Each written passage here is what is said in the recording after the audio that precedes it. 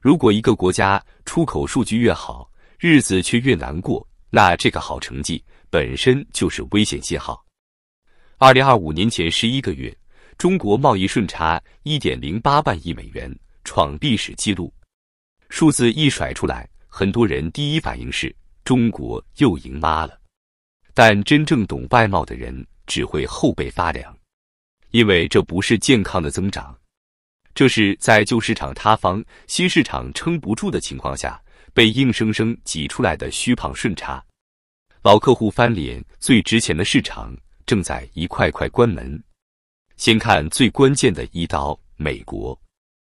2025年11月最新數據，中國對美出口同比暴跌接近 30%， 不是個位數下滑，是直接腰斬式塌陷。原因很簡單，川普今年1月重返白宮後，美國對中國商品的圍堵全面升級，關稅繼續加碼，對中國船只徵收特殊港口費用，關鍵品類定點狙擊，卡物流、卡金融、卡通道。一句話，不是不讓你賣，是讓你賣不動。再看歐洲，表面上沒美國那麼吵，但動作一點都不輕。中國電動車被歐盟徵收高額關稅，馬克龍公開放話，如果貿易不平衡，還要繼續加碼。結果是，中國對歐洲出口在年中見頂後開始回落，到10月份比5月份已經下降 11.3%。也就是說，美歐這兩個高端商場，一個直接鎖門，一個慢慢拉閘。美歐進不去，貨還在流水線上往外吐，怎麼辦？答案只有一個，轉向全球南方，東盟、印度、中東、非洲、拉美，誰還肯買，就先賣給誰。於是你看到了一個非常反常的畫面。2025年前11個月，中國對東盟出口同比增長 11%， 金額超過5300億美元，已經比對美、對歐出口都高出 50% 以上。媒體說這是戰略轉移，但真實情況更像是被迫甩貨，因為這些市場有一個共同特徵：人多錢少，胃口有限，他們買得起你便宜的家電、建材、紡織品，但根本接不住美歐留下的那個巨坑。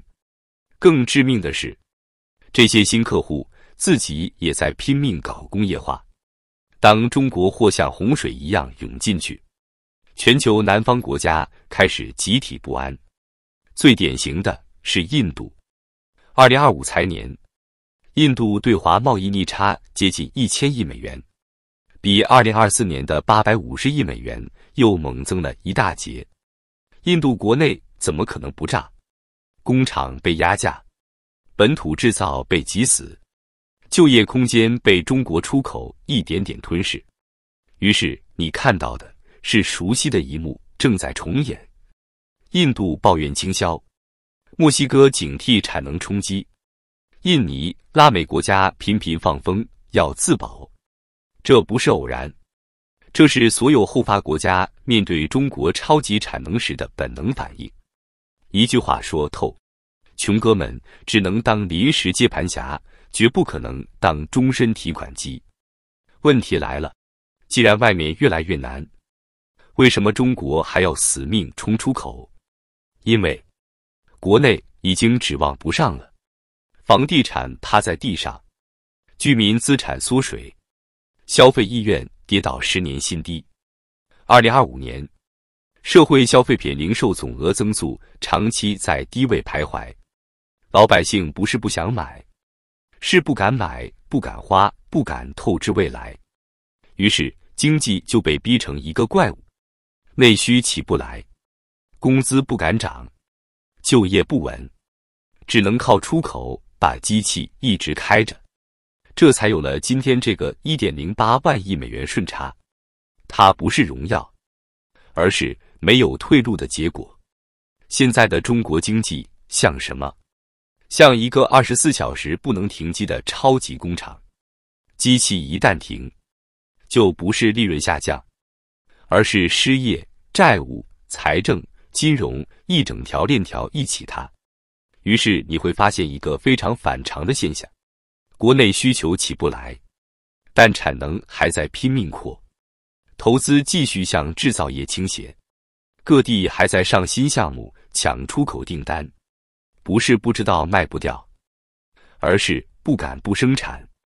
結果就是貨堆得像山，價格只能一降再降。